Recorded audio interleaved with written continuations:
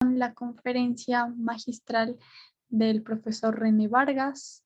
Su conferencia se titula Cultura Física, Teoría de las Fases Sensibles. El profesor René Vargas es un académico de la Universidad Nacional Autónoma de México, adscrito al Centro de Educación Continua de Estudios Superiores del Deporte de la Dirección General del Deporte Universitario. Su campo profesional es la teoría y metodología del entrenamiento deportivo y las carreras atléticas. Fue metodólogo de la Comisión Nacional del Deporte en la Dirección de Talentos Deportivos y la Dirección de Alto Rendimiento, y ha trabajado como asesor también de la presidencia de la CONADE. Compilador del Diccionario de Teoría del Entrenamiento Deportivo, editado por la Universidad Nacional Autónoma de México, prologado por el profesor Jerzy Hausler. Es el libro con mayor número de citas bibliográficas de los libros publicados por la UNAM en el campo del deporte, y es coautor del Diccionario Básico de Conceptos sobre Actividades Físicas y Físico-Deportivas y Recreativas, así como del trabajo titulado Acerca de los corredores kenianos, publicado en los anuales de la Sociedad Mexicana de Antropología, Instituto de Investigación Antropológicas de la UNAM. Entonces le damos la bienvenida al profesor René Vargas. Profesor René Vargas, ya si gusta puede compartir pantalla e iniciar.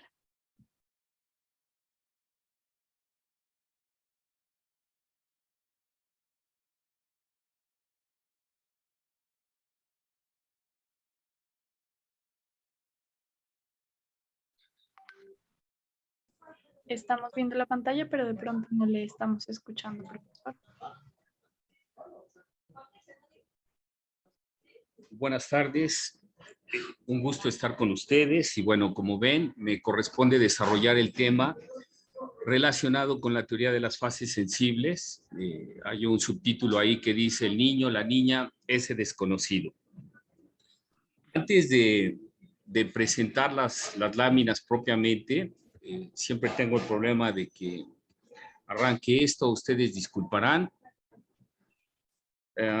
Necesito leerles lo siguiente, es breve.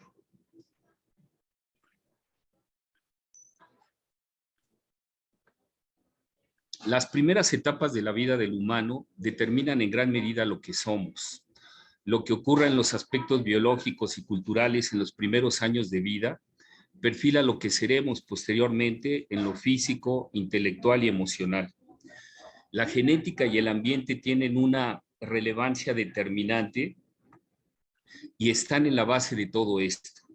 Se tiene evidencia que a lo largo del desarrollo del humano y de otras especies animales, hay momentos particularmente favorables para la estimulación de los aspectos cognitivos, emocionales y biológicos.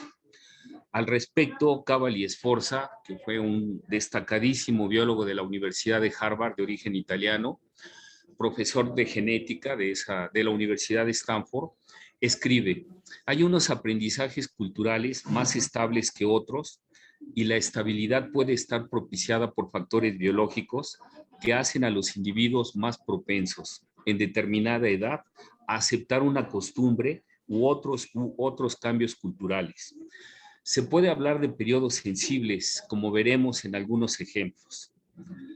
Quizá el más claro de estos periodos sensibles, aunque se haya investigado poco, sea el relacionado con la capacidad de estudiar una lengua extranjera y sobre todo con la pronunciación de los sonidos, que como todo el mundo sabe, cambian mucho de una lengua a otra. En la mayoría de los individuos, el periodo sensible para aprender estos sonidos va de los 2 a los 12 años. Esta capacidad tiende a desaparecer cuando empieza la pubertad y muy pocos individuos la mantienen después de este periodo. Es una información muy importante para los ministerios de educación porque en la mayoría de los colegios las lenguas extranjeras se empiezan a aprender cuando ya es demasiado tarde para hacerlo bien. Regreso a la lámina. Permítanme ponerla. Está. Empiezo con una frase de Sigmund Freud que dice, infancia es destino. Y Aristóteles en el siglo IV antes de Cristo decía, los hábitos que adquirimos en la niñez no son banales, de hecho, son fundamentales. Y a continuación voy a poner una serie de imágenes de la situación actual para dar contexto. Ahí tienen, la imagen creo que habla por sí misma. La cuestión del internet y yo diría que demasiada tecnología en la educación y que hace que pues las capacidades cognitivas de los alumnos se atrofien o no se desarrollen bien, sobre todo en estas edades críticas. El contacto humano, el prójimo a quien amar, la cultura. Perdón, doctor, pero parece ser que no se están proyectando. No soy doctor y bueno, gracias, pero Bueno, perdón. qué bueno que...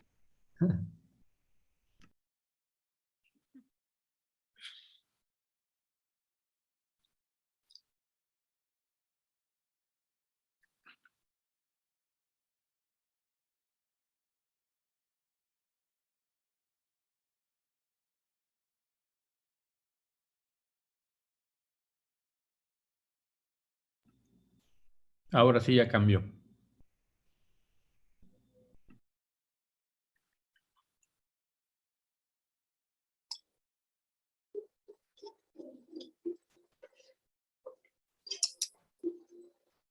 El micrófono está apagado, no escuchamos. ¿Está silenciado el micrófono, René Vargas? Bien, ¿escuchan ahí? ¿Están viendo las láminas? Sí, ahora sí. Gracias. Bueno, hazme favor, Erika, de decirme, por favor, y que no otra persona me esté avisando. Si no se ven, me avisas.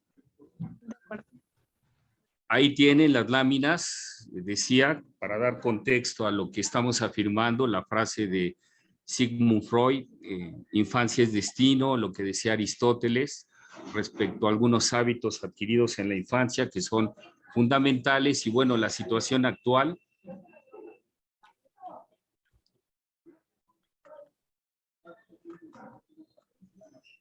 Ahí estamos viendo una ficha que dice piernas, ¿de acuerdo?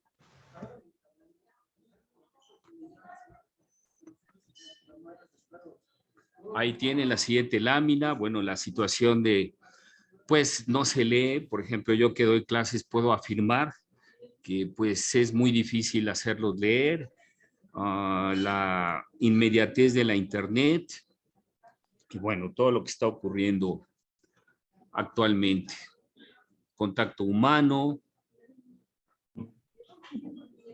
a quien amar o el prójimo, la cuestión de la cultura.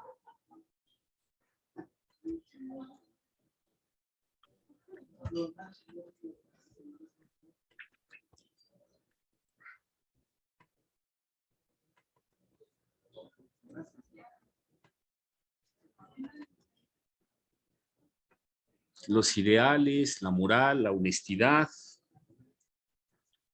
Dios.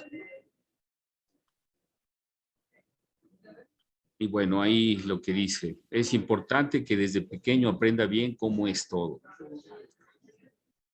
O antes, cuando mandaban al niño castigado a su cuarto, y actualmente pues se va a su cuarto y ve videojuegos, algunos de ellos muy violentos.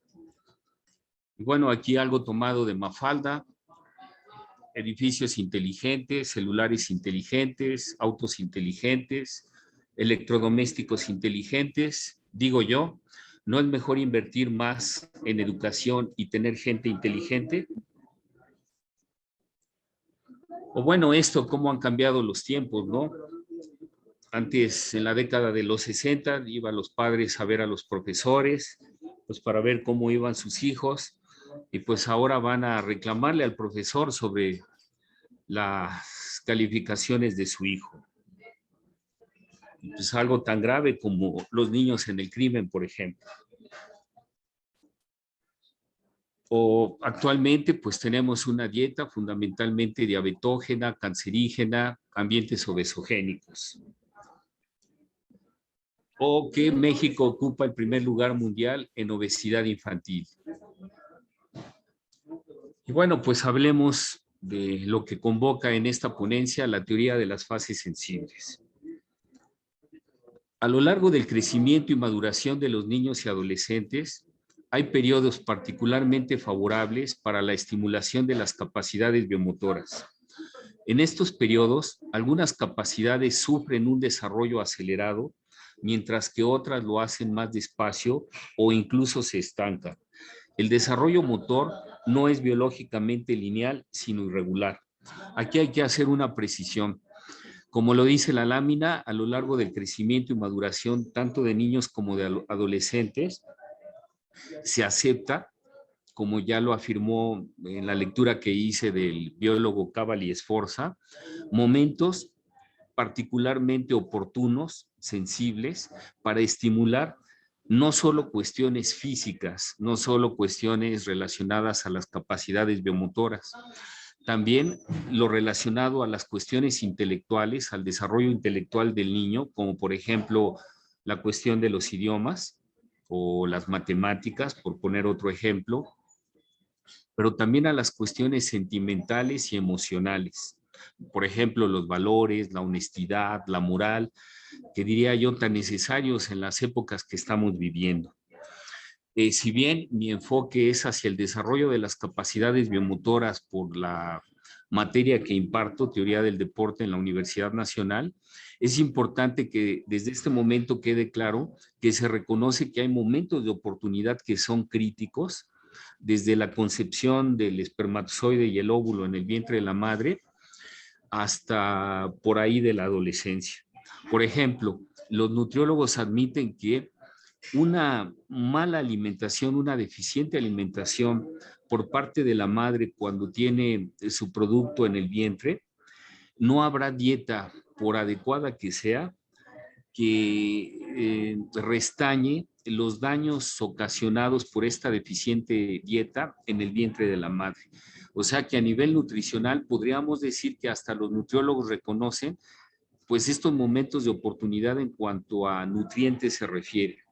Lo mismo ocurre, repito, a nivel emocional como a nivel intelectual.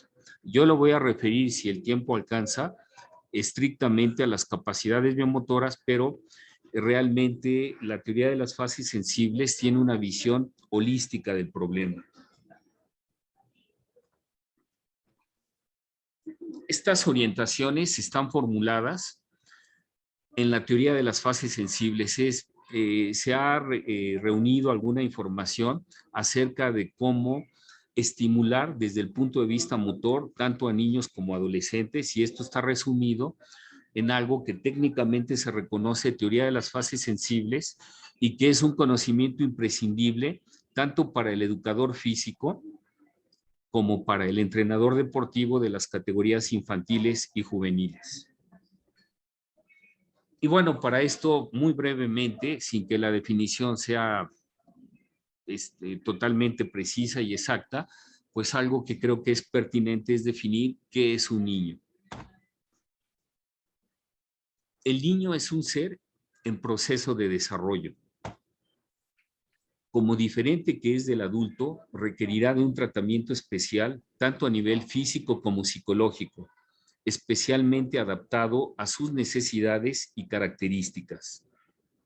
O sea, como decía un comercial, el niño no es un adulto chiquito, requiere de un trato adecuado y en el cual hay mucho desconocimiento de cómo tratarlo tanto psicológicamente, afectivamente, intelectualmente y motrizmente. Lo que no implica que no deba entrenar. En el caso de la definición, esta definición va en el contexto de lo que ya mencioné relacionado con las capacidades biomotoras. ¿Un niño puede entrenar? Por supuesto que sí. La situación es cómo debería entrenar para no provocar daño o desaprovechar estos momentos de oportunidad que técnicamente se llaman fases sensibles. El niño tiene una gran capacidad de asimilación y tolerancia al esfuerzo físico. Eso se reconoce. Un niño sano, siempre y cuando sea indicado y proporcionado, que incluso en ciertos aspectos llega a superar al adulto. Esta definición pues la dan dos autores españoles, García Manso y Javier Leiva. La teoría de las fases sensibles fue propuesta por Reinhard Winter y Dietrich Martin, dos alemanes, a principios de la década de los 80. Winter reconoce que todavía no se ha investigado lo suficiente en este campo, que es discutible y que admite réplicas. Weineck, otro alemán, Jürgen Weineck, define las fases sensibles como etapas de mayor entrenabilidad, es decir, de mejor adaptación para el desarrollo de las capacidades biomotoras. Se trata de periodos particularmente favorables durante el desarrollo del niño y del adolescente para el incremento de factores determinantes para el rendimiento motor. Estas fases sensibles algunos autores les llaman momentos de oportunidad. Hay que recordar la primera lámina. A lo largo del crecimiento y de la maduración del niño y del adolescente, habrá momentos favorables para estimular determinadas capacidades, pero también para no estimular otras capacidades biomotoras. Si hay duda al respecto, pues les pediría que vayan anotando sus preguntas y con mucho gusto al final de la ponencia las podemos tratar de aclarar. Algunas orientaciones derivadas de la teoría de las fases sensibles. Por ejemplo, el primer sistema que madura en el humano es el sistema nervioso central. Por ejemplo, tanto los idiomas como algunas cuestiones relacionadas con los aspectos cognitivos del niño, pues por eso ahí hay momentos de oportunidad, porque el primer sistema que madura es el sistema nervioso central. Ahorita lo voy a explicar un poco más ampliamente. En tanto que el último sistema que madura es el esqueleto, el aparato motor pasivo del humano. El esqueleto tarda más de 2 décadas en llegar a su maduración final, en el caso de los varones. En el caso de las mujeres, la primera menstruación, la menarca, establece que ya se está cerca del límite de crecimiento del esqueleto. En el caso de los varones puede llegar a tardar hasta un poco más de 2 décadas el llegar a la talla final.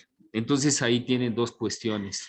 Por un lado, el sistema nervioso central es el primero que va a finalizar su maduración, en tanto que el esqueleto pues, puede tardar hasta 2 décadas en hacerlo. El sistema nervioso central, entiendo que madura alrededor de los 12 años, ya ha madurado. Por ejemplo, se dice que un niño de 5 años tiene el 95% del tamaño del cerebro que va a tener como adulto. De ahí se van a derivar muchas cuestiones relacionadas con el deporte. Por ejemplo, se habla de 2 tipos de deportes: deportes de maduración temprana y deportes de maduración tardía.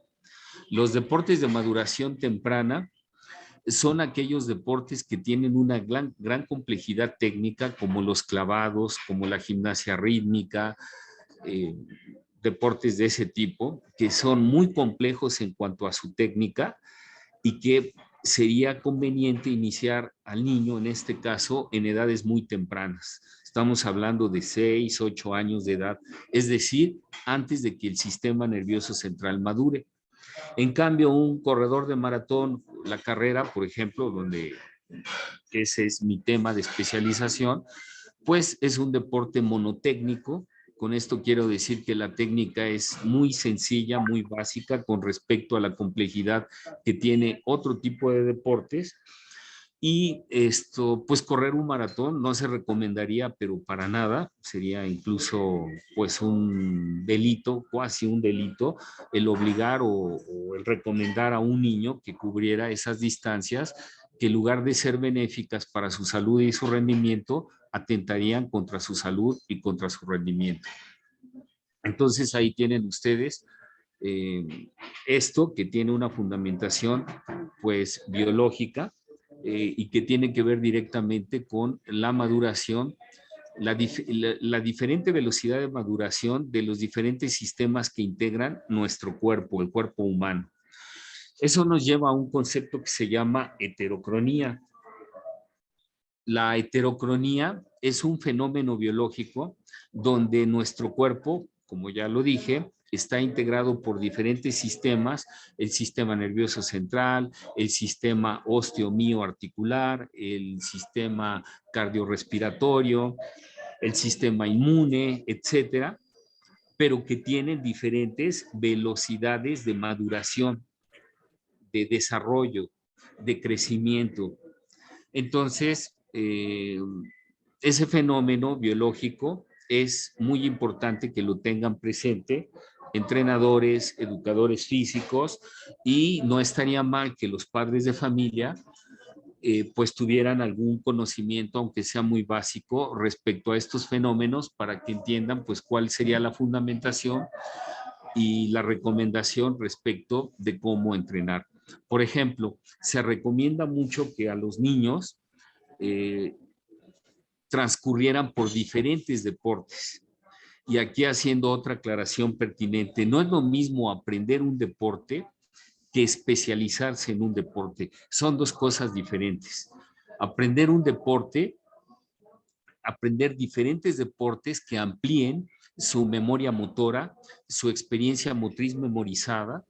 Por ejemplo, que vayan a deportes que tienen exigencias complejas en la técnica como clavados, gimnasia, natación. Sería un ejemplo de un deporte predominantemente resistencial, pero con una enorme complejidad técnica, ya que tiene diferentes estilos, algunos muy complejos que requieren de pues muchos años de preparación para dominar la técnica. Pero aquí separar dos cuestiones, sobre todo para los padres de familia y también para los entrenadores y educadores físicos. Una cosa es que transcurran los niños en diferentes deportes para aprenderlos. De hecho, se recomienda 3 deportes fundamentales que los niños deberían de aprender. Uno es la gimnasia, por su complejidad técnica. Otro es la natación, también por su complejidad técnica y porque es muy bueno para la salud y la integridad de la persona, pues que si cae en un cuerpo de agua pueda nadar y que no se vaya a ahogar. Ese sería un segundo deporte. Y un tercer deporte, el atletismo. Aprender a correr, aprender a lanzar, aprender a saltar. Y pues muchos deportes requieren de que corra en el campo, como el básquetbol, como el fútbol americano. Entonces sería conveniente que transcurriera por estos 3 deportes básicos, además de otros deportes, pero para aprenderlos, no necesariamente para especializarse, si es que no les gusta o si pues no tiene talento para dichos deportes, pero le haría muy bien para su rendimiento motor posterior el que transcurriera por este tipo de deportes.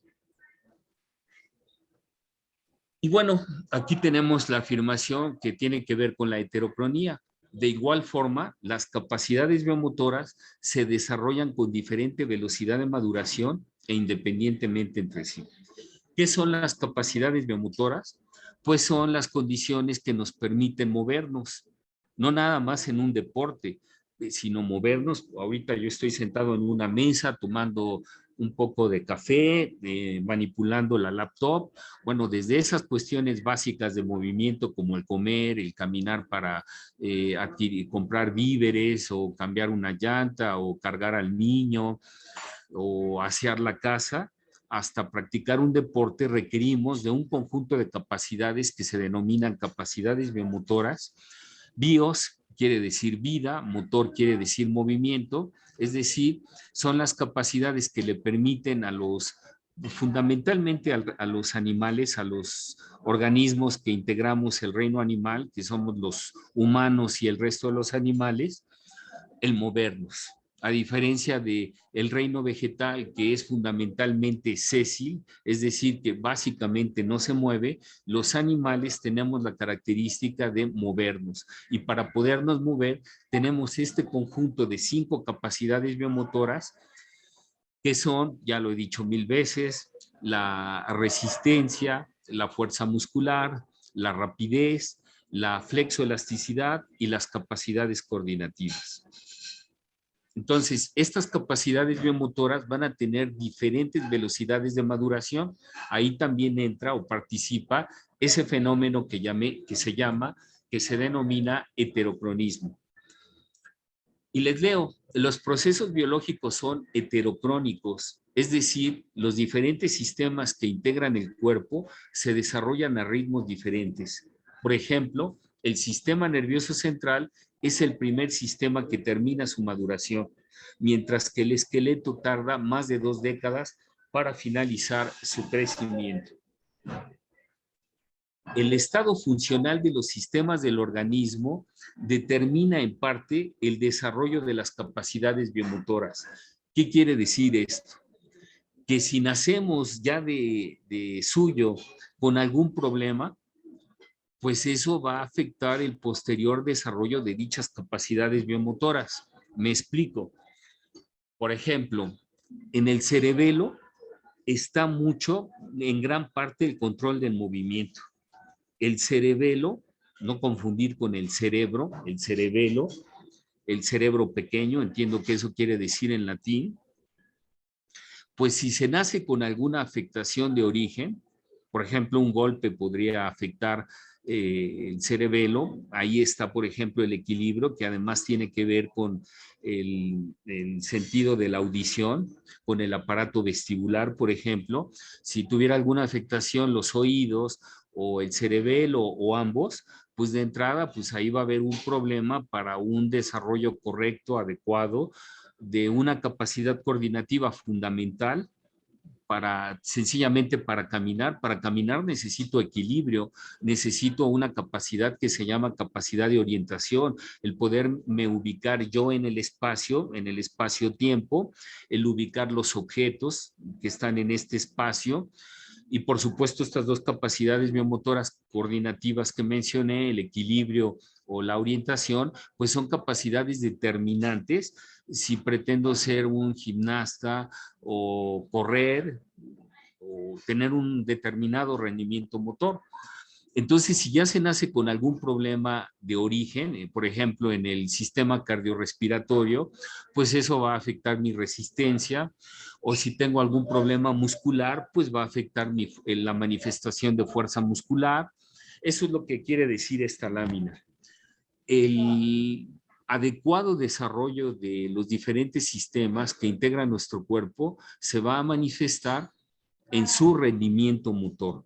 Si esto no es así, pues ya de suyo tenemos si se puede decir así, un handicap en contra.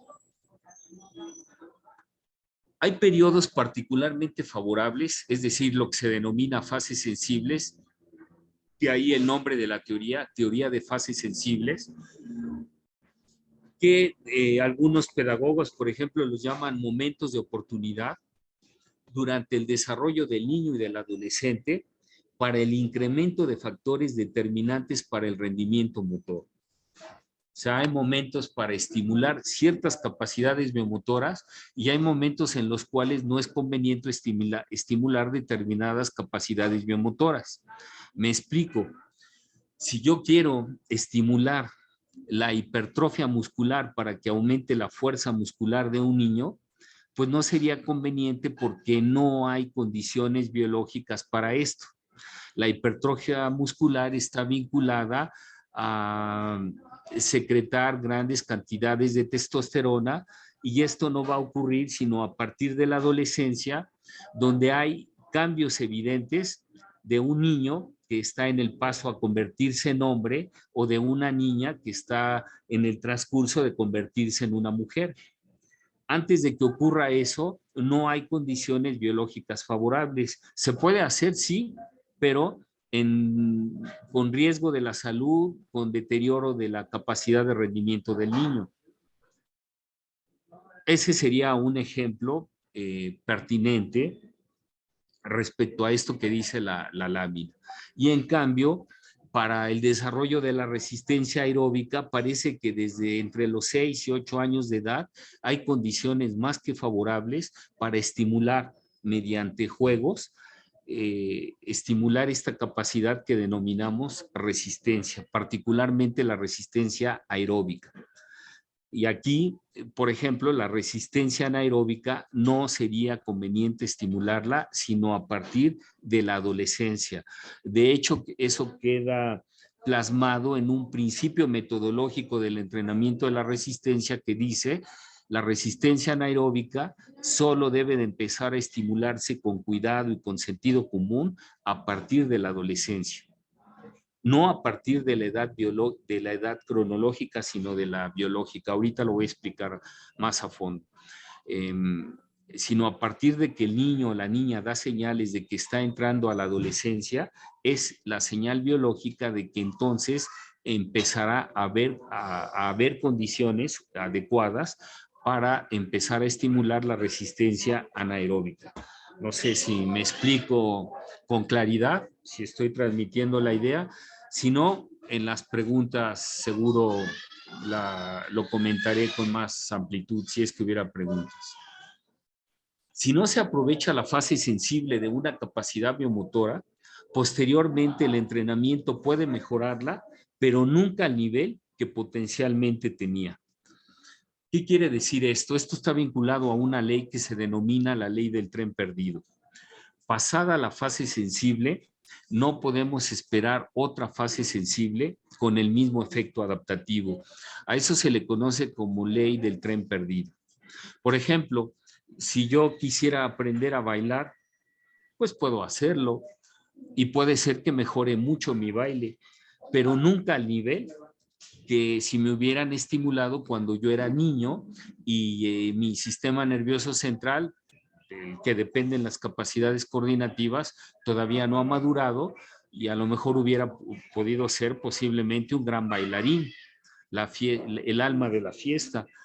Pero si no se estimuló en ese momento, pues sí, puedo aprender, pero nunca, como ocurre con los idiomas, te delata el acento. Incluso ahora se sabe que después de los 12 años, los idiomas se aprenden con otra parte del cerebro, a diferencia si se aprenden en una edad temprana. Pues eso quiere decir esta lámina. Y aquí está una ley que se denomina la ley del tren perdido. El tiempo no aprovechado en una fase sensible para una capacidad biomotora no siempre se recupera. Y perdido el tren, no podemos esperar el siguiente con el mismo efecto adaptativo. Es decir, se perdió la oportunidad, el entrenamiento, la educación puede de alguna manera tratar de resarcir un poco esta pérdida, pero se pierde ese potencial. Lamentablemente, así de delicado es el asunto. Y bueno, otra afirmación de la teoría de las fases sensibles es de que no existe una etapa globalmente sensible para el desarrollo del rendimiento motor. O sea, no hay un momento, una fase sensible donde se pueda meter como en una licuadora la estimulación de todas las capacidades biomotoras. A lo largo de ese crecimiento, a lo largo de esa maduración del niño y del adolescente, habrá momentos en que unas capacidades deban estimularse en tanto que otras no es conveniente que sean estimuladas. Eso es lo que quiere decir. Y que a lo largo de todo este crecimiento, maduración y desarrollo del niño y del adolescente, no encontramos, según lo que han investigado los especialistas en este campo, un momento en el que sí haya que estimular todas las capacidades biomotoras. Por lo tanto, las diferentes capacidades biomotoras en cada momento del desarrollo requieren tratamientos diferentes y especiales para cada edad biológica. Pero de aquí se desprende una afirmación que sí es general. En tanto que sean niños, todas las formas de estimulación de las capacidades biomotoras deberían de ser a través de juegos. Es decir, el método lúdico, el método del juego, es el método fundamental para entrenar, para estimular motrizmente a los niños. No hay otro método. Es fundamentalmente a través de juegos, y aquí podríamos hacer una reflexión. ¿Cuántos niños mexicanos actualmente juegan los juegos que hace unas décadas, 30, 40 años, todavía se jugaban? A la matatena, al yoyo, a la gallinita ciega, la rueda de San Miguel, los capiruchos se me fue el nombre ahorita del juguete mexicano que hay, ya no se ve. Valero. El valero, muchas gracias por ayudarme a concluir esto, el valero. Ya no se hacen esos regalos, yo ya no veo que los niños jueguen al yoyo, al valero, todos estos juegos que por supuesto que tenían un efecto en sus capacidades coordinativas, y en cambio sí veo, y tristemente, que son videojuegos, celulares, tablets, laptops, y muchos de esos juegos violentos. Alguna vez le pregunté a un niño, ¿qué estás jugando? Y me dijo literalmente, pues, se trata de matar gente, y eso te va dando puntos. Ahí me explicó el juego. Pues era un juego muy violento, era un juego donde el niño pues básicamente no se movía, y luego nos espantamos de lo que vemos en la sociedad actual, en estos días tan tremendos que vivimos desde hace unas décadas. Pues ponemos el espanto y luego nos espantamos de la mortaja que nosotros mismos hemos puesto, como decía un poema de Sor Juana Inés de la Cruz, ¿no? Pues en mi opinión lo mismo pasa con muchas mamás, con muchos papás, con muchas familias que estimulan este sedentarismo, y pues vemos niños obesos, niños que tienen una dieta pésima, de caprichos, y que están afectando su salud.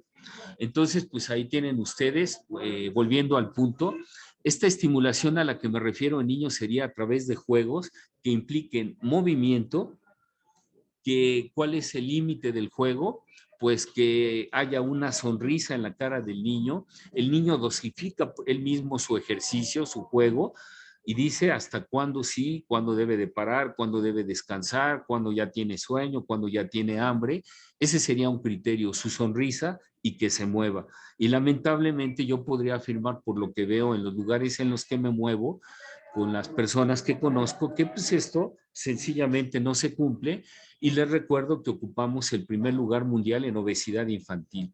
Vean lo que comemos, vean el tipo de ambiente, los niños ya no se quieren mover. Aquí mismo en Coyoacán, donde estoy transmitiendo, presencié hace un año, año y medio, un diálogo en un restaurante donde la mamá les decía a sus niños, estaban comiendo, que si después de esa actividad la acompañarían a las tortillas, así dijo, y de inmediato uno de ellos preguntó que si iba a llevar el carro. La mamá le dijo, no, pues si está a 2 cuadras la tortillería, y los niños dijeron, entonces no te acompañamos. De ese tamaño es el problema actualmente que yo veo, y que pues, esto no está tomado de libros ni de investigaciones.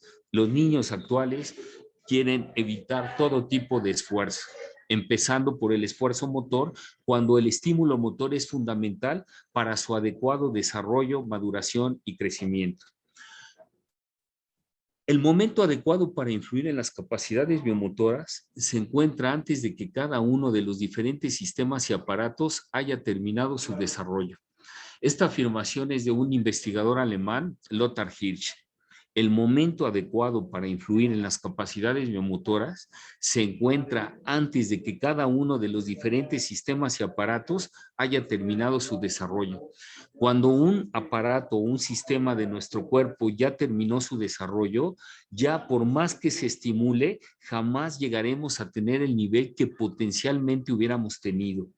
¿Podemos cambiar? Sí.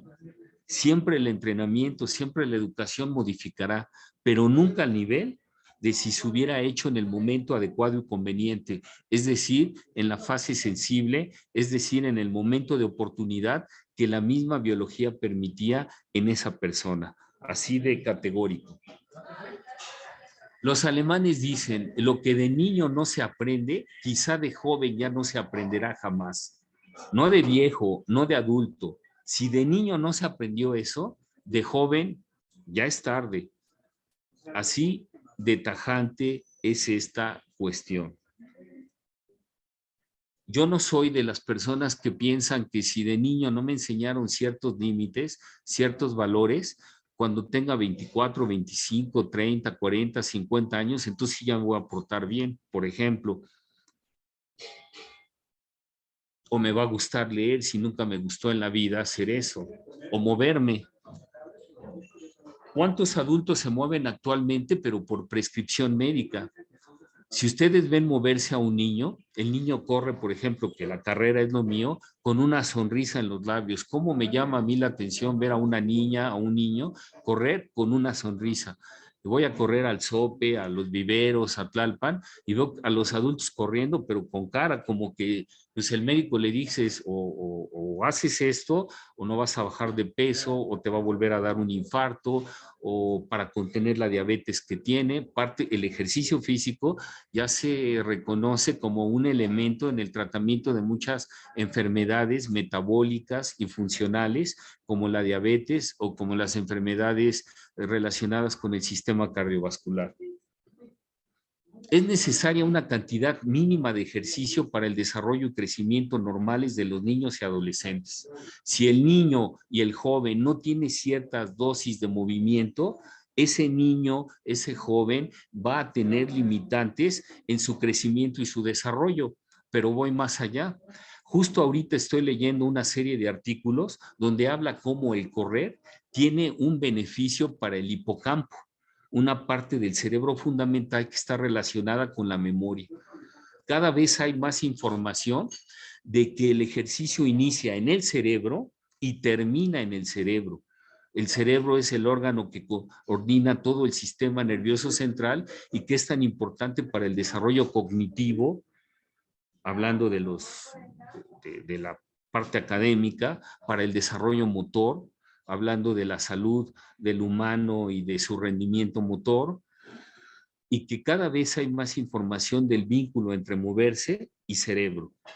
De hecho, hay una teoría del doctor Daniel Lieberman de la Universidad de Harvard, un biólogo evolutivo, que afirma que la carrera nos hizo humanos. El correr diseñó el cuerpo que tenemos, la musculatura de las piernas, la musculatura de la caja abdominal, de la espalda, la anatomía, la morfología que tenemos actualmente como humanos derivó mucho de las dosis de movimiento. Actualmente el humano es una especie arrogante que pues está destruyendo el planeta literalmente, y no lo digo yo. Ahora que hubo esta convención, la reunión de los poderosos en la capital de Escocia, pues muchos jóvenes, una de ellas una mexicana, la otra chica nórdica, que también se me van los nombres de estas dos chicas que juegan un papel preeminente, echándoles en cara a los gobernantes el descuido, el deterioro que hay del planeta y de lo que va a venir para las generaciones venideras, pues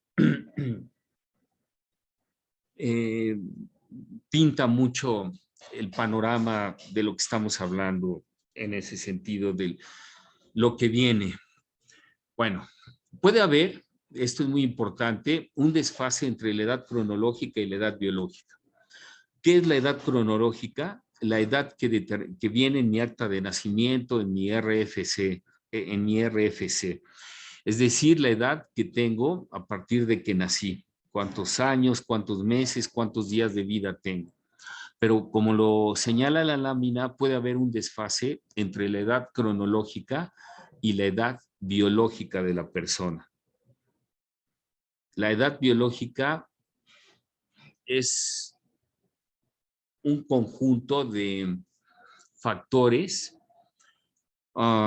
biológicos, como por ejemplo su aspecto, si se ve joven, si se ve viejo, si se ve enfermo, si se ve sano, y que está determinado, o hay formas de determinar esta edad biológica a través de una serie de indicadores que se denominan edad ósea, edad dental, edad sexual, edad motora.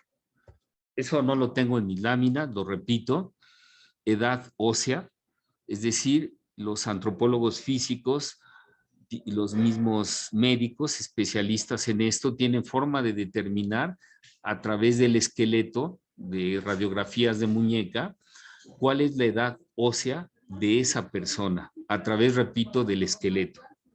Los odontólogos tienen procedimientos para determinar la edad dental de la persona. Hay procedimientos, creo que uno de los que lo desarrolló fue el doctor Tanner, que aparte de haber sido atleta de nivel olímpico, fue un estudioso de estas cuestiones. El doctor Tanner desarrolló procedimientos para determinar la edad sexual a través de los caracteres sexuales secundarios. Y por último está algo que no es muy conocido, la edad motora. Un niño puede tener retraso motor, puede tener un desarrollo motor normal o puede estar desarrollado precozmente con respecto a su edad cronológica. Estas 4 edades integran lo que se denomina edad biológica. Y esto nos lleva a considerar 3 tipos de desarrollo. El desarrollo normal es cuando la edad cronológica coincide con la edad biológica. No hay desfase. Las 2 edades consiguen. Parece un niño de 12 años y su aspecto biológico, con todas las edades que mencioné, corresponde a un niño de 12 años. Pero también puede haber un desarrollo precoz. Tiene 12 años, pero parece de 18. Tiene barba cerrada, pelo en pecho, habla como hombre, está más alto que su entrenador. Tiene un desarrollo biológico adelantado con respecto a su edad cronológica. Aquí esto es muy importante o tiene aplicaciones en el deporte de alto rendimiento. Para buscar talento, siempre se aconseja que cuando alguien piensa que un niño es un talento, lo primero que habría de determinarse es su edad biológica, porque puede ser un precoz. Un niño precoz, motrizmente, le va a ganar a un niño de desarrollo normal o a un niño de desarrollo tardío. Un niño de desarrollo tardío es aquel que, por ejemplo, tiene 12 años, pero parece más bien de 10, de 9 años. Es decir, su edad biológica va retrasada con respecto a su edad cronológica. Esos son los 3 tipos de desarrollo que podemos observar en un grupo de niños, de niñas. Y esta sería la verdadera forma, la verdadera edad que habría que considerar cuando se va a entrenar, cuando se va a educar, por lo menos desde el punto de vista motor, a un niño. Pero yo me atrevería a decir que lo mismo ocurre a nivel intelectual y por lo menos en esos 2 ámbitos, el intelectual y el motor. Y ahí que en la infancia y en la adolescencia la formación de grupos de trabajo debería de basarse en la edad biológica y no en la edad cronológica. Lo contrario es un error. Por ejemplo, en el deporte, las federaciones nacionales y también las internacionales, hasta donde sé, convocan por fecha de nacimiento, es decir, por edad cronológica. Y por eso, bueno, pues se admite que desde el punto de vista motor en una competencia, el precoz siempre tendrá ventaja porque está más alto, porque tiene un desarrollo motor y desde el punto de vista de las medidas antropométricas, más avanzado con respecto a los normales y a los tardíos, y eso le va a dar ventaja y eso le va a dar el hecho de la posibilidad de que pueda coronarse campeón. Por eso es muy importante en el deporte de alto rendimiento establecer las edades biológicas. Como las capacidades coordinativas dependen directamente del sistema nervioso central y este es el primer sistema que madura, se deriva la necesidad de desarrollar las capacidades de coordinación en edades muy tempranas. O sea, las capacidades biomotoras se dividen actualmente en 3 grandes grupos. Las capacidades biomotoras se dividen en el grupo de capacidades coordinativas que, como lo dice la lámina, dependen directamente del sistema nervioso central y el sistema nervioso periférico y tienen que ver con el control con el control y la regulación del movimiento. Tenemos otro grupo de capacidades biomotoras que se llaman condicionales y que dependen directamente de la eficiencia de los sistemas de producción de energía. Y tenemos un tercer grupo que se llama grupo de capacidades mixtas, condicionales, coordinativas. Y el grupo de las capacidades coordinativas específicamente, las que tienen que ver directamente con el cerebro y el sistema nervioso central, pues tienen una primera fase sensible entre los 4 y los 7 años de edad. Como ya lo dije al inicio de esta ponencia, antes de que madure el sistema nervioso central. ¿Qué se recomienda ahí? Juegos que estimulen diferentes capacidades coordinativas. El grupo de capacidades coordinativas pues abarca 7 capacidades coordinativas básicas, como pueden ser la orientación, el equilibrio, el acoplamiento, la diferenciación, capacidades complejas coordinativas como el aprendizaje motor, por ejemplo. Todas estas capacidades deberían de estimularse entre los 4 y los 7 años de edad a través de juegos tan elementales como ya los que ya mencioné, que además ya no se usan, el yo-yo, el valero, varios juegos que estimulan la coordinación de los niños. Y después habrá otra fase sensible antes de que llegue a la adolescencia. Hasta antes de la pubertad, las diferencias, bueno, aquí viene otra afirmación. Hasta antes de la pubertad, las diferencias entre ambos sexos, niños, niñas, son muy escasas. Al final de las modificaciones puberales, los dos sexos están totalmente diferenciados y cada uno tiene sus características morfofuncionales específicas que durarán el resto de la vida. En concreto, se dice que antes de que entren a la adolescencia puede darse más o menos un tratamiento común tanto a niñas como a niños. No hay problema.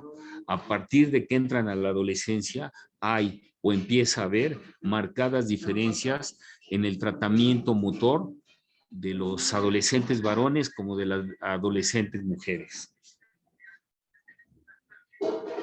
Existe una Carta de los Derechos del Niño en el Deporte que los padres, los entrenadores, los educadores físicos, las autoridades deportivas, en general la sociedad debería de conocer.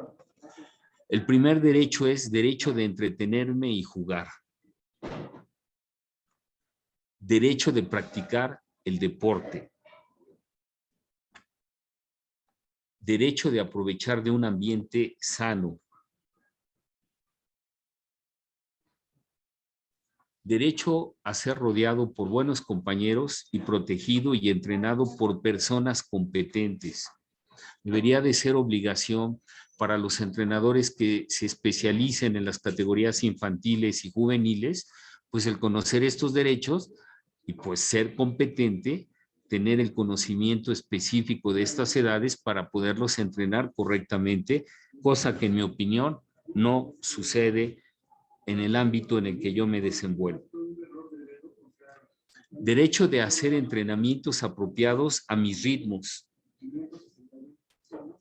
Lo que ya mencioné, hay en esas poblaciones niños con un desarrollo motor precoz, normal y tardío, y cada grupo debería de ser tratado de acuerdo a ese ritmo biológico que está determinado genéticamente. Derecho de competir con jóvenes que tienen las mismas posibilidades de éxito que tengo yo. Derecho de practicar mi deporte dentro de la máxima seguridad. Derecho de tener adecuadas pausas para descansar. Derecho de no ser solamente un campeón. No todos vamos a ser campeones olímpicos. Recuerden los que han seguido estas ponencias que genética es destino, o lo que dice el fisiólogo Ostran, que ya falleció, aquel que quiera ser campeón, que escoja a sus padres. Cosa que es imposible, por supuesto que es una broma que hace el doctor Ostran. Voy a mencionar aquí algunos objetivos del entrenamiento de niños y adolescentes Y como se cumplirá, ya estoy cerca de la hora de mi participación, pues me gustaría saber si hay preguntas, si hay comentarios para reorientar mi ponencia o atender a las preguntas si las hubiera. Objetivos del entrenamiento de niños y adolescentes. El primero es potenciar la salud, tanto física como psíquica. Cuando me han invitado la red pedagógica a hablar de los principios del entrenamiento deportivo, siempre he afirmado que el primer principio del entrenamiento deportivo es el principio de la salud. Cuando yo entreno o participo en una competencia, el primer principio del entrenamiento y el primer derecho es a que todo lo que haga en el entrenamiento y en la competencia no tendría por qué afectar mi salud física, psicológica y social. Recuerden que el concepto de salud integra 3 grandes ámbitos: la ausencia de enfermedad en el aspecto biológico, pero también la cuestión psicológica y la parte de mi relación con las otras personas que integran mi ámbito, mi sociedad, el medio en el que me muevo. Ese es el concepto integral de salud. Entonces, el primer objetivo del entrenamiento con niños o con adolescentes o con jóvenes o en general en cualquier edad sería pues potenciar mi salud. El movimiento es tan importante como lo que como, como lo que bebo, como la necesidad de un sueño de calidad y de cantidad, y que eso se olvida para tener una vida sana. Favorecer al organismo con un desarrollo de base de preparación física. Favorecer el pleno desarrollo de los sistemas orgánicos con estímulos que contribuyan a provocar adaptaciones que los potencien. Aprovechar los momentos óptimos de incidencia para cada una de las capacidades biomotoras, es decir, las fases sensibles, los momentos de oportunidad. Respetar los principios del entrenamiento, fundamentalmente los que están relacionados en estas edades. El principio de la salud, el principio de la planificación de largo plazo, etcétera.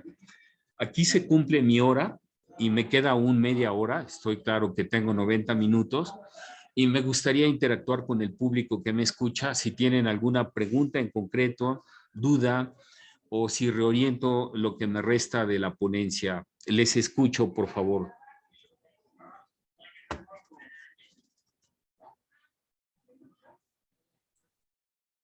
Gracias, profesor René. Erika tuvo complicaciones con su conexión, entonces voy a guiar esta sección de intervenciones. Sí, adelante, por favor. Gracias. ¿Alguien tiene alguna pregunta, comentario?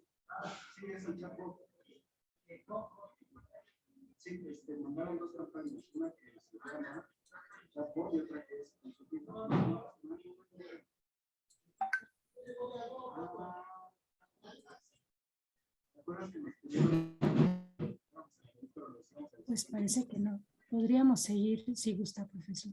Sí, aunque no sé hacia dónde seguir realmente, si no hay preguntas, pues siempre me perturba un poco que no haya preguntas después de todo lo que comenté. El contexto en que vive la sociedad actual, pues es muy difícil para los niños que vienen, para los niños que están actualmente, para los niños que hay en esta sociedad, ¿no? Tanto en lo que ven en la televisión, en los medios sociales, en el internet, en todo esto. Y el problema no nada más es que no se mueven actualmente lo suficiente. El problema es también el tipo de información a la que están expuestos los niños y pues que luego nos sorprendemos del resultado que tiene la educación, entre comillas, que se les da. Entonces, pues es complejo esto, ¿no? Pero bueno, si no hay preguntas. Tenemos una persona con la mano levantada. A ver. Adelante, Evelyn. Usted menciona este problema que hay de la falta de esfuerzo, ¿no? Que los niños ahora ya no se quieren esforzar y por supuesto que coincido en que ese es un grave problema. ¿Qué podríamos hacer pues desde casa como para poder impulsar? Porque bien lo dice, o sea, de repente no hay pues no hay para dónde ellos reciban como este aliento, ¿no? Y pareciera ser que otra vez los papás somos los malos, ¿no? Porque pues en la escuela tampoco hay como esta, a lo mejor ni los espacios, ni los profesores, eh, y pues en la vida pública pues tampoco, ¿no? Tampoco hay como los espacios y lo acaba de decir, en los medios de comunicación tampoco hay como esta motivación. Entonces, pues no hay como de dónde asirse para poder generar una estrategia. Entonces, me gustaría escuchar de usted qué es lo que estaría proponiendo para poder hacer como estas influencias sutiles desde casa. Gracias. Bien, gracias por la pregunta. La primera afirmación es que no se quieren esforzar porque así son educados. Hay una cultura de evitar el esfuerzo actualmente. No me quiero mover, evito a los profesores exigentes. Si es exigente, voy y me quejo para que lo corran. Las láminas que puse están escogidas para que reflexionaran. Puse una lámina donde actualmente los papás casi van a ver que corran al profesor, que corrige a su hijo. Esa es una realidad. El papel del profesor está muy deteriorado.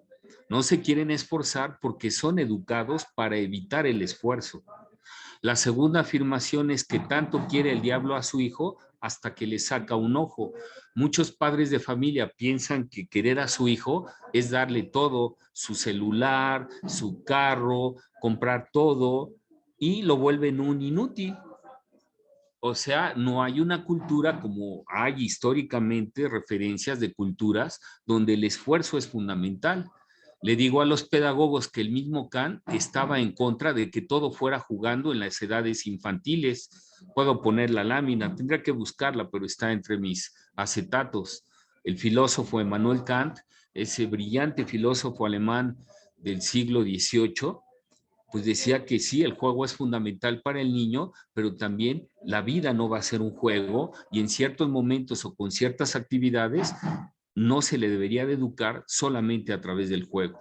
Entonces, para atender la pregunta que usted me hace es, por un lado, los mismos padres, pues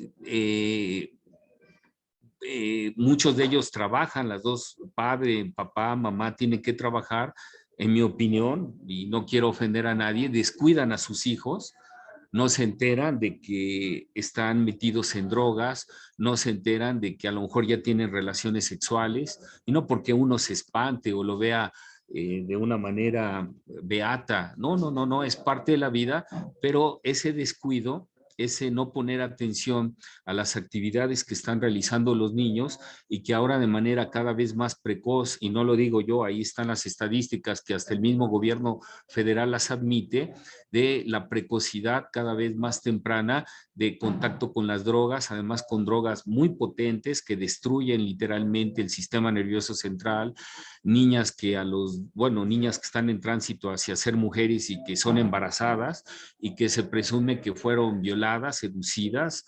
Pues esa es una realidad que tenemos y que habla del descuido de los padres. ¿A quién más culpar si no es a la familia? Los primeros profesores que tiene un niño, los primeros entrenadores que tiene un niño, no son sus profesores de la escuela, no son sus entrenadores, son la familia en la que se desenvuelve ese niño, esa niña. Pueden ser sus padres si vive con ellos, pueden ser sus abuelos si vive con ellos, sus tutores, sus tíos, con quien viva ese niño, esa niña. Ayer mismo, antier mismo, escuchaba en las noticias y se relaciona con el tema que me pidieron desarrollar, que es el de las fases sensibles, la problemática de los niños, de las niñas que nacen en las cárceles mexicanas y que literalmente mencionaban, por ejemplo, algo que me impactó, que el niño, la niña que nace en la cárcel, literal, y dieron cantidades, no me crean, pero me parece que hablaron de 10,000 niños, niñas nacidos en los penales mexicanos, pues cuando las mamás iban a tener relaciones sexuales, pues, se las encargaban al policía, a la policía, y que pues, se documentaban también abusos por parte de la autoridad con respecto a los niños. ¿Qué porvenir le espera a niños, por ejemplo, de esas poblaciones? Es una pregunta que yo me hice, pues, que además está relacionada con este tema. Infancia es destino. No es lo mismo nacer en una colonia pobre con padres que tienen limitados recursos económicos, limitada preparación, que en una casa pues donde abundan los recursos económicos, los padres tienen cierto nivel de preparación, pues todo eso va permeando. No es lo mismo nacer en Somalia que nacer en Suiza. Entonces, como lo dije en mi primera lectura, por un lado, los aspectos genéticos determinan lo que el niño va a hacer, aquel que quiera ser campeón que coja a sus padres, y por otro lado, el ambiente donde yo nazco. Todas las personas, usted, yo y todos los que estamos aquí, sorteamos por lo menos 2 tipos de loterías. La lotería genética. Los genes que tenemos son producto de la unión, de la combinación de los genes de mi mamá con los de mi papá. Esa combinación fue afortunada o desafortunada. Y la segunda lotería es el ambiente que me toca vivir. El ambiente, voy a tener oportunidades de estudio, la calidad de los profesores, etcétera, o de niño me van a dar una caja de chicles y me van a poner a venderlos ahí en la esquina. Pues todo eso va determinando quién voy a ser en el futuro. Lo que dije, la infancia determina lo que somos. El niño es el padre del hombre. Lo que nos ocurre de niños nos marca el resto de la vida. Pero hay una cultura de no esfuerzo. Vivimos en un México, en una sociedad y en general en un mundo decadente. Ayer mismo oía una reflexión donde habla de que vivimos una época de franca decadencia. Seguramente a la esposa de este señor que está en prisión, que ayer le dieron 3 años de cárcel, pues a lo mejor va a tener, después de que salga, una narconovela. Eso es lo que están viendo los niños, esos son los valores, esa es la realidad, hablando con claridad. No esfuerzo, todo se puede comprar, evita el esfuerzo, los profesores ya no tenemos ninguna autoridad, y lo digo yo que doy clases en la universidad, somos viles empleados, así viles empleados, donde si a alguno no le gusta cómo le llamaste la atención, le dejas una tarea, lo reprendes, cuidado, cuidado, te pueden correr. Y entonces es una cultura fácil desde el kinder hasta el posgrado. Yo lo afirmo, por lo menos esa es mi experiencia y puedo dar incluso pruebas de lo que estoy afirmando. ¿Qué pueden hacer los padres? Pues es muy difícil, ¿no? En la actualidad hablar de moral, de principios, de honestidad, contra todo lo que todos los días leemos, pues suena hasta ridículo o cursi. Y por eso estamos cosechando lo que hemos sembrado por décadas. Esta época que estamos viviendo no ocurrió en este sexenio o en el anterior o en la docena perdida de los panistas. Esto viene de décadas y pues es lo que estamos cultivando. Mucha tecnología mal empleada. Una frase que evité poner para no ofender a nadie es una frase de Einstein que decía que cuando la tecnología nos alcanzara, pues él consideraba que íbamos a tener una sociedad de idiotas, sic, textual, no estoy cambiando las palabras. En mi opinión, que podrán ustedes, los que me escuchan, estar de acuerdo o no, vamos para allá o ya lo estamos viviendo, ¿no? Mucha tecnología y pues yo que hablo tanto del uso del cuerpo, y cuando me refiero al cuerpo no estoy hablando solamente de la parte motriz totalmente, también estoy hablando del uso de la memoria, de la educación de la memoria, lo que aprendí con la red pedagógica de la educación sentimental, de la educación de las emociones, pues en mi opinión todo eso se ha perdido, ¿no? ¿Qué pueden hacer los padres? Pues yo siempre he pensado que ser padre de familia, madre de familia, pues es una tarea muy difícil en la cual pues nadie se prepara, ¿no? Sencillamente se es papá, mamá y se trata de resolver el problema con lo que se tiene y como se puede. Pero sí, en mi opinión, estamos viviendo una época muy difícil para los niños, las niñas que están en este momento formándose. Y pues no sé, me ayudan con sus preguntas, ayúdenme por favor, yo es lo que les puedo decir, yo me pongo en los zapatos de los padres, es durísimo, es dificilísimo porque te jala el entorno, ¿no? quién revisa de los padres, con quién se juntan sus hijos, por ejemplo. El medio te jala, ¿no? Eso es lo que podría decir. Mis luces no dan para más. Me ayudan con sus preguntas. La persona que tuvo a bien preguntarme, si no le satisface la pregunta, me ayuda con otra forma de plantearla. Los escucho, por favor. Gracias. En el chat escribe Arlet, que tiene un comentario. Adelante, Arlet. Bueno, es con relación a una experiencia, por ejemplo, de los niños que de pequeños son operados, tienen una intervención quirúrgica y entonces en plena formación, pues me parece que pierden algunas habilidades en la parte de su desarrollo. Y me parece, quiero preguntar si podría ser semejante o podría ser sustituto del deporte como tal, el desarrollo de la danza. Sí, por supuesto. Cuando yo hablo de deporte, o sea, o por ejemplo, yo hablo mucho de la carrera, pues porque yo fui corredor, a mí desde niño me gustó correr y sigo corriendo, pero es muy buena la pregunta. Cada quien, de acuerdo a la expresión motriz que le guste, si no le gusta el deporte, está en todo su derecho, pero puede bailar, danzar. Hay muchas expresiones que tienen que ver con estar solicitando el cuerpo. Lo importante es entender que cuando hablamos de solicitar motrizmente a nuestro cuerpo, eso exige una palabra que actualmente se evita, es esfuerzo. Cuando entrenamos, el concepto científico de entrenamiento es que estamos sometiendo a nuestro cuerpo a un estrés dosificado, a un estrés planificado y donde se controlan sus efectos. Entrenar es estresarse, como cuando también uno se mete a estudiar con un profesor exigente. La parte académica tiene un estrés intelectual, el razonar, el pensar, el concentrarse, el memorizar, todas las actividades cognitivas que exige el mejorar intelectualmente, pero también motrizmente, si bien hay un placer, pero también me someto a cierto esfuerzo con el objetivo de mantener sano mi cuerpo. Hay un tema muy interesante que se llama la historia del laboratorio de fatiga de Harvard. Siempre que doy ese tema, fue un laboratorio que es legendario, pasa a la historia de las ciencias del deporte. Cuando le preguntan a Henderson, que fue el fundador del laboratorio de fatiga de Harvard, que ya no existe, duró 20 años nada más, de 1927 a 1947, le preguntan por qué le pone el nombre de laboratorio de fatiga.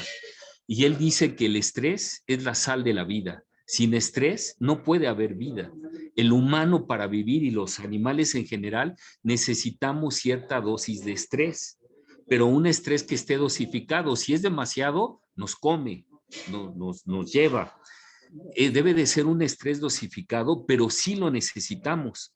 En el caso de la educación de los niños a nivel intelectual, a nivel sentimental, a nivel moral, a nivel motor, claro que requiere de cierto tipo de estrés.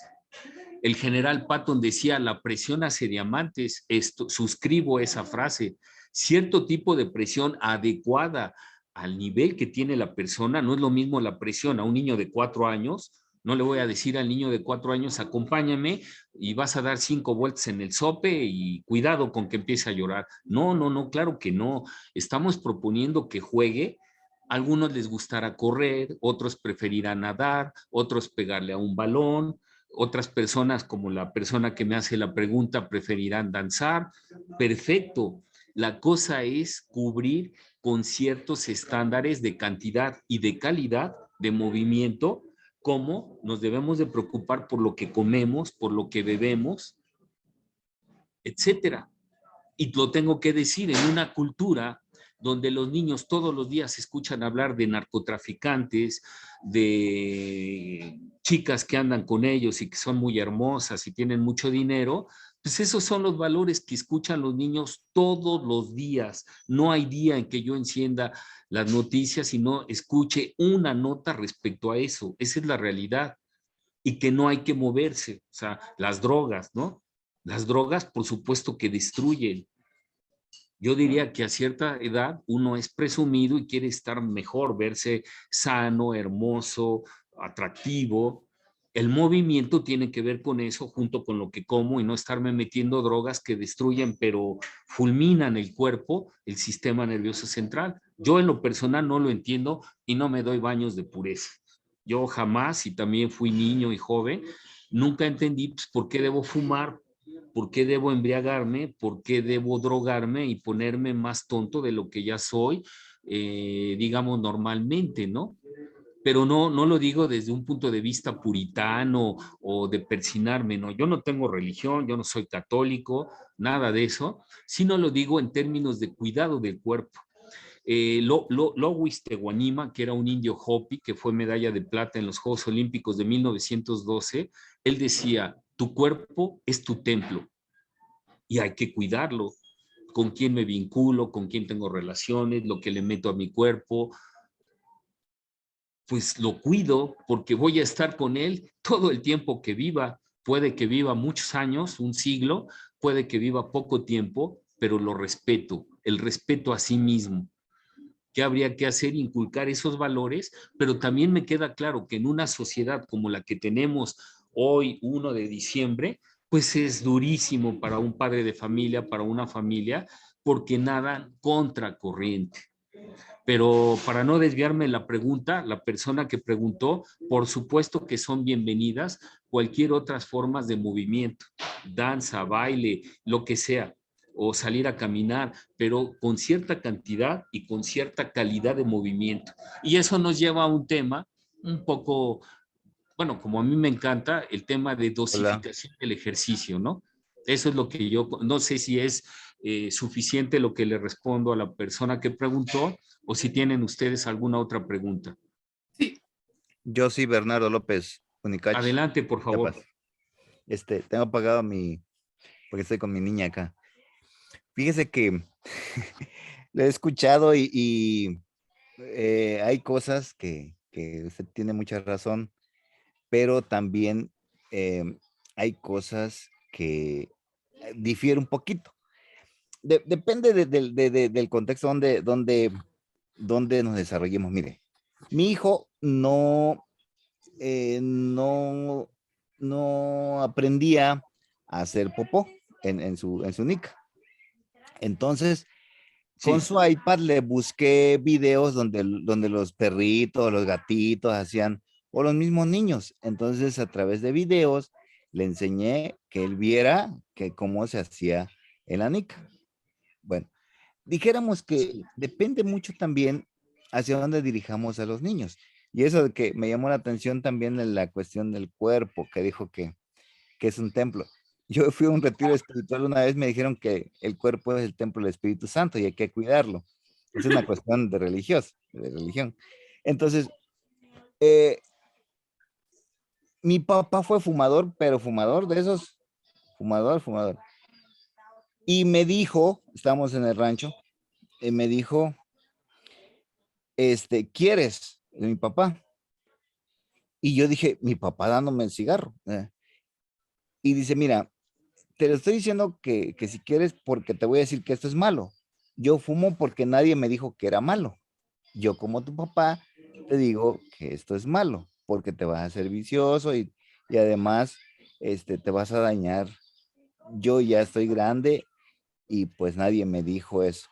Entonces, hay cuenta que fue muy impactante lo que me dijo mi papá. Mi papá ya que en paz descanse. Y se murió de otra cosa menos de enfisema pulmonar. Con respecto a la cuestión de ejercicio, yo tengo un hijo que tiene 16 años y en su momento le llamé la atención porque estaba mucho tiempo en su consola y le dije, o sea, lo regañé y él me respondió, me dice, ¿quieres que me vaya a la calle y ir con los amigos que me están invitando también a tomar, a drogarme, porque tengo que desahogarme con algo? Y conforme fue el tiempo, después nos agarra la pandemia y me dice, y ahorita papi, aunque yo quisiera salir, aunque quisiéramos salir, no podemos. Y aquí en la casa, ¿cómo hacemos ejercicio? Dijéramos que cuando se le da la confianza al niño también lo expresa. Y esa cuestión del cuerpo y de los movimientos, es muy necesario. Por ejemplo, tengo mi niña que está aquí conmigo, ella tiene 2 años y medio. Cuando tira sus juguetes, le pido que meta uno ella a su cesto y uno yo, uno ella y uno yo. Mínimo, mi estimado doctor, que haga un poquito de ejercicio. Cuando éramos niños, ¿cómo eran los ejercicios? Mire, yo pues, tengo 45 años. Solo el jugar canicas, mire, mire cuántas veces nos hincábamos, agachábamos, saltábamos, solo con jugar canicas. El gritar, el tener, como usted dice, la adrenalina de que estamos perdiendo una canica. Y eso ya no tienen esa habilidad algunos niños. ¿Dónde sí todavía? En mi pueblo. En mi pueblo es una gran emoción el juego de canicas. En la ciudad ya no. Ni hay espacio, ni los niños le tienen esa. Entonces yo creo que depende del contexto, depende de dónde estemos viendo toda esa parte. Muy interesante lo que dijo. Miren, la verdad que estoy encantado de escucharlo acá, estimado. Soy Bernardo. Bien. Para empezar, los congresos son para diferir. No quiere decir que porque yo exponga algo tengan que estar todos de acuerdo unánimemente con lo que ha afirmado. Segundo, pues es lo que he dicho, los niños cada vez se mueven menos, ¿no? Obviamente el contexto, como lo dije desde el primer momento que arranqué, dije genes, no podemos escoger los genes de los que estamos formados, eso no depende de nosotros. Y la otra, el ambiente. No es lo mismo nacer en un pueblo que en una ciudad. No es lo mismo nacer en un pueblo de Canadá que en un pueblo de Sinaloa. Entonces, pues claro que el contexto determina muchas cosas. Lo que he dicho es, ya no nos movemos como antes. Eso es un hecho palmario. Tenemos el primer lugar y vergonzoso primer lugar de obesidad infantil. Bien. ¿Alguna otra pregunta, comentario? Y a mí sí me gustaría. Adelante. Buenas tardes, casi tardes noches. Buenas noches. El día de hoy se presentó un cartel de petición a las y los educadores del mundo, ¿no? Que fue elaborado, digamos, en el seminario, ¿no? Que se está desarrollando. La petición o la pregunta es, ¿cuál sería para usted la petición que haría para poderla incorporar en este cartel hacia los educadores con respecto al tema que hoy se desarrolló, al tema que usted desarrolló? A ver, perdón, o sea, ¿qué pondría yo en ese cartel en concreto? Sí, ¿qué petición sería dirigido a las educadoras y educadores del mundo? Porque al final de cuentas esa es la intención, dejar ese mensaje. Si bien sabemos que el problema es complejo en las familias, es multifactorial, por el contexto, por la degradación social, por muchos factores, muchas aristas, pero el cambio, la transformación se puede efectuar o puede coadyuvar con los educadores. ¿Cuál sería el mensaje para los educadores que usted les... Híjoles. Gracias. Bien, pues mire, ahora sí que me hace una pregunta donde... Ay, ay, ay. Para mí, primero déjeme poner una premisa. La fuerza con que se puede educar a un niño, a una niña, en mi opinión, depende mucho de la colaboración que se tenga con el entorno familiar de esos niños, de esas niñas. Si no hay esa unión entre el entorno familiar de la niña, del niño, con lo que plantean los profesores, las profesoras que están a cargo de la educación, es muy difícil. De hecho, usted me hace recordar algo que siempre, cuando en la universidad me piden que dé el curso de entrenamiento con niños, donde por supuesto la teoría de las fases sensibles juega un papel vertebral en ese curso, siempre afirmo ante estos entrenadores que cuando uno entrena a niños y a niñas, tiene uno que hacerse aliado de los padres de familia, del entorno familiar. Y si esto no se hace, pues es muy difícil. Es pelear contra corriente. Cuando uno entrena a niños y niñas, a diferencia de entrenar a adultos, si yo lo entreno a usted, señor Ricardo, pues me pongo de acuerdo con usted. Y usted me dice si sí va a cambiar su dieta, su entorno, sus amigos, su pareja, todo directamente con el señor Ricardo Vázquez. No hay otra persona. Pero si yo trato con los hijos del señor Ricardo Vázquez, tendría que ganármelo a usted para que coadyuvara en la educación de sus hijos. ¿Sí me explico? Sí, sí. Ese es lo que yo pondría como una premisa.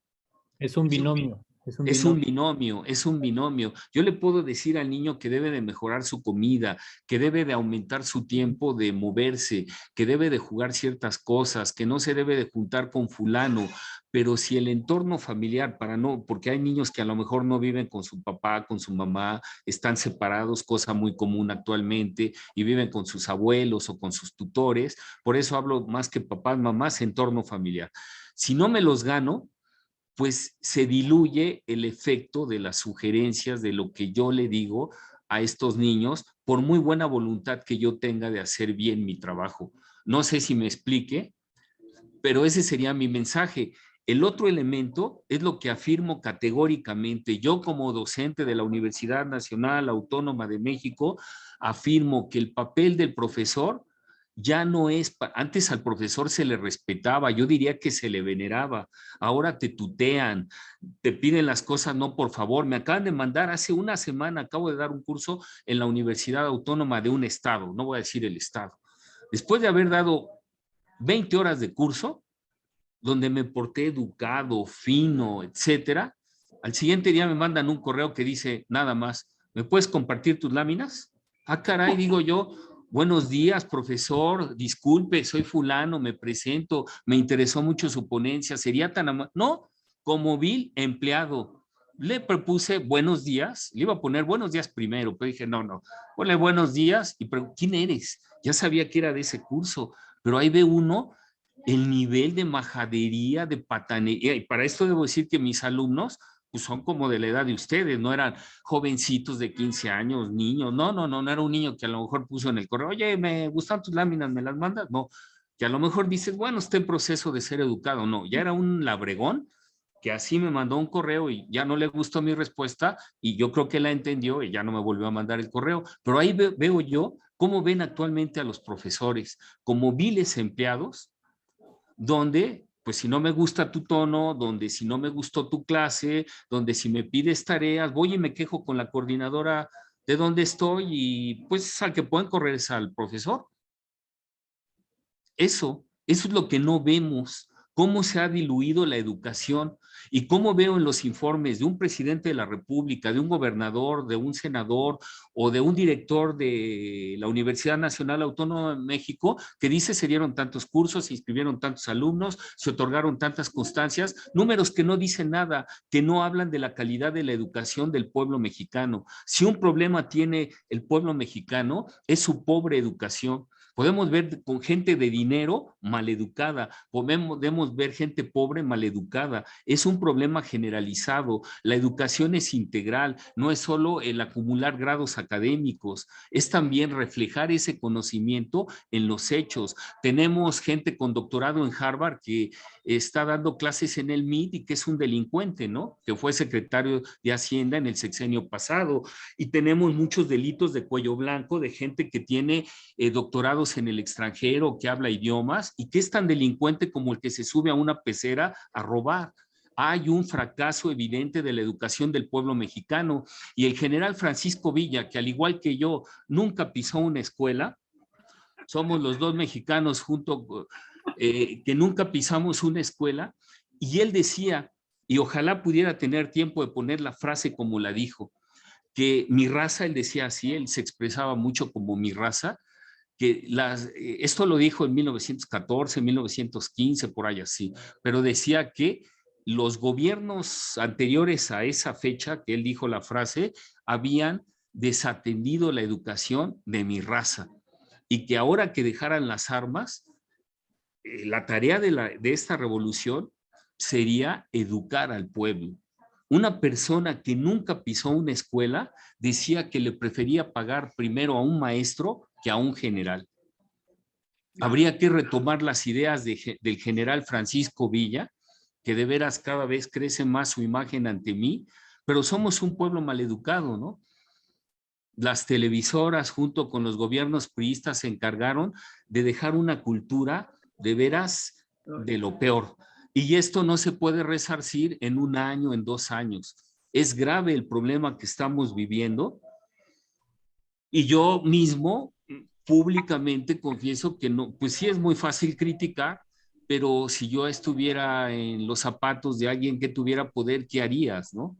Yo veo la situación muy difícil, es un problema de largo plazo, donde hay un entorno francamente adverso, como lo que dije, de que pues ahora las personas que delinquen manejando drogas, pues se les hacen sus series de televisión, se convierten en modelos de muchos jóvenes, y también sé que ha habido encuestas donde a la juventud se le pregunta, no sé si a la juventud mexicana o del mundo en general, ¿qué preferiría? Hay muchos jóvenes que contestan, mi padre fue un hombre honrado, no hizo gran cosa, yo prefiero tener 5 años haciendo lo que yo quiera, mujeres, dinero, poder, y pues acabar en la cárcel o que me maten. Los prefiero esos 5 años vividos intensamente a tener la vida gris de un profesor de asignatura A, interino y ordinario de alguna universidad pública, ¿no? Esa es la realidad que tenemos. Es muy difícil y pues no sé también hacia dónde vamos, ¿no? Tarde o temprano, eso sí, se pagan las consecuencias de lo que estamos haciendo. El descuido que tenemos de nuestro planeta lo vamos a pagar y caro, como lo que estamos haciendo ahorita con nuestros niños y jóvenes. Yo la verdad me considero incompetente y sí digo, pues de cuando fui niño al momento actual, yo veo un deterioro cada vez más grande y mayor. Pero también creo que a muchos gobiernos les conviene tener un pueblo ignorante, pobre y ahora enfermo. Les conviene para hacer lo que ellos quieran hacer, ¿no? Es lo que puedo comentar y pues bueno, si hay alguna otra pregunta o comentario. Pero no tendría una propuesta, perdón que sea reiterativa, ¿no? No, adelante, para eso es el Congreso. Sí, mi propuesta sería precisamente que para tendrían que aliarse los docentes para generalizar de cualquier edad, desde kinder hasta el posgrado, pues con los padres de familia, con el entorno familiar, para que tuviera mayor efecto los cambios que proponen los profesores a cargo de la educación de estos niños. Le doy un ejemplo. Cuando yo era atleta, en mi época de atleta, mi entrenador estaba preocupado hasta de la novia que tenía, porque este entrenador estaba consciente, y no conmigo, con todos sus alumnos, que hasta la pareja que uno tiene influye a favor o en contra del rendimiento de la persona. Hasta eso. En esa época, un joven de 18, 20 años que tenía, oye, ¿quién va a ser tu novia? Porque estaba traumado con un caso de una alumna que tenía con mucho talento y que una vez que tuvo novio, pues adiós entrenamientos, adiós todo, y se acabó su vida deportiva. Entonces, el entorno influye y pues esa sería mi propuesta, y pues que es un problema muy complejo, pero que es como una metástasis, donde empezamos con un dolorcito, era un tumor, y en mi opinión actualmente hay metástasis y no sé cuál sea el resultado que vamos a obtener en las futuras generaciones. Es lo que le puedo contestar nada más. Gracias. Quisiera hacer una intervención porque no quiero dejar pasar esto último que estás comentando, profesor René Vargas. Es muy importante porque lo que dijo Bernardo López de ninguna manera es aceptable. Y justamente por lo que están diciendo en este último segmento, el niño no tiene por qué salir ni solo ni a buscar drogas, alcohol y sexo barato. O sea, ¿por quién te dijo, Bernardo, que tú no debes ir a entrenar también con él al parque de iba a decir Muyuguarda, pero Muyuguarda es aquí en México. Parque o sea, no, Cañahueca. en caña hueca o en caña rellena, o sea, salir a caminar con tu hijo, ¿quién te dijo que tú no debes hacer un entrenamiento mínimo? Sí, claro, yo creo que es el reto.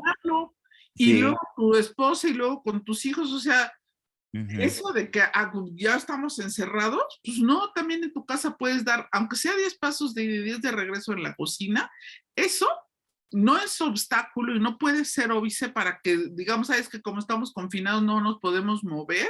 René Vargas tiene unos modelos de artefactos muy fáciles de fabricar para hacer ejercicio de piernas, de brazos, que incluso para minusválidos es posible. Como ya estamos en el tiempo, parece que había una intervención de Lorena. ¿Todavía la tienes, Lorena?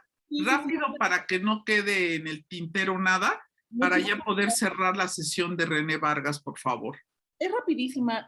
René, muchas gracias por la Sí, información. adelante. Coincido en muchos de los puntos que se mencionaron porque soy docente en distintos niveles.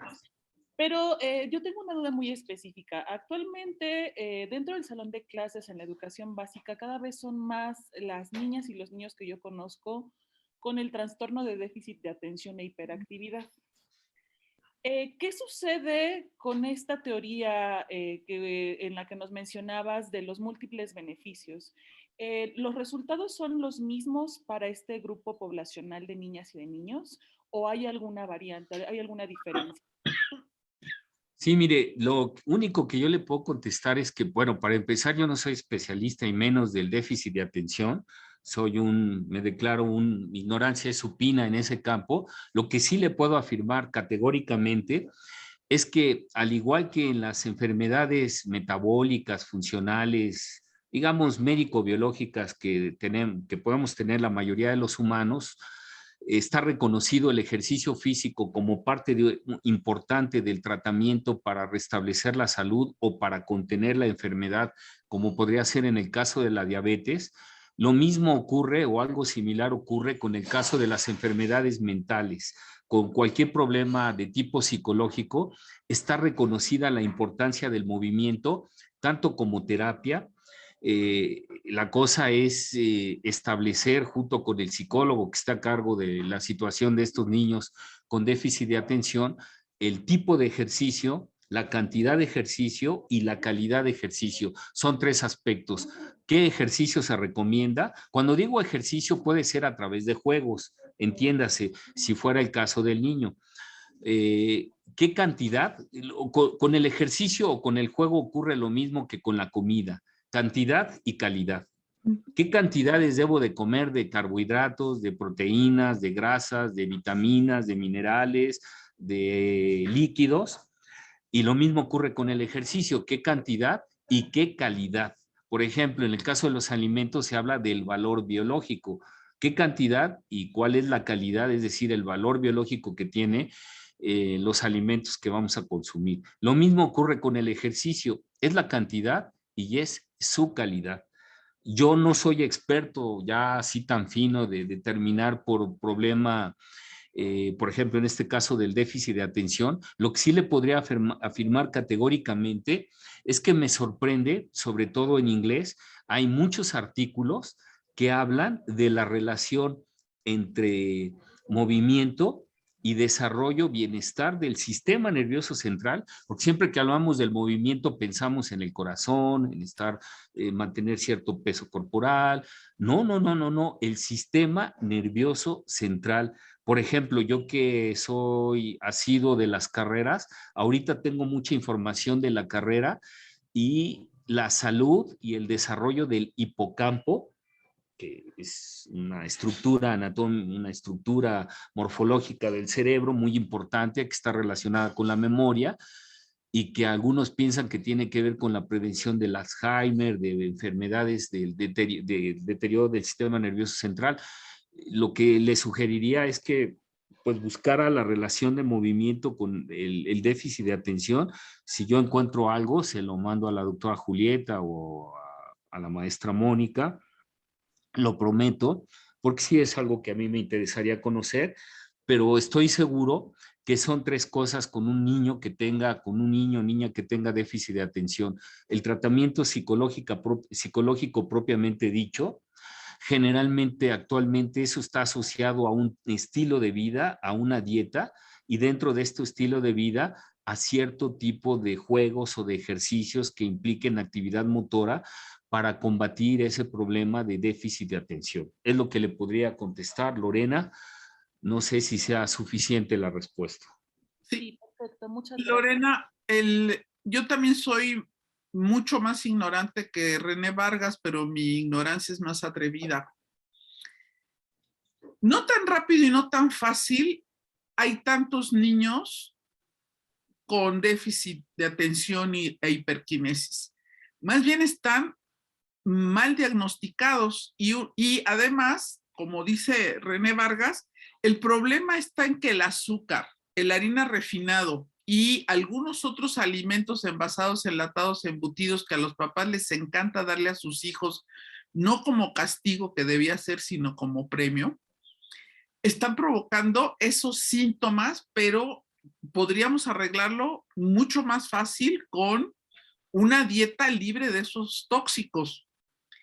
Entonces, yo creo que aquí, bueno, ya para terminar, le quisiera agradecer a nombre de la Red Pedagógica Contemporánea como siempre, brillante intervención de René Vargas, porque siempre es un planteamiento integral, siempre es un planteamiento que no deja huecos en el planteamiento, es un planteamiento muy satisfactorio en el sentido de que toca todos los puntos que deberíamos estar profundizando y que ese es el reto. Y de verdad, René Vargas, muchas gracias por tu intervención y como siempre un privilegio contar con tu intervención. Y a nombre de la Red Pedagógica y de este congreso, te agradecemos mucho tu intervención y desde luego dejamos abierta la posibilidad de los compañeros asistentes de seguir trabajando sobre estos importantes temas y problemas contemporáneos de la pedagogía y de la sociedad contemporánea. Muchísimas gracias. Bien. Gracias, doctora Julieta. Tengo 4 cosas rápidamente que decir. Bueno, gracias por la invitación. Me deben mi carta de invitación, no la vi, me habían dicho que me la iban a dar, esa es una.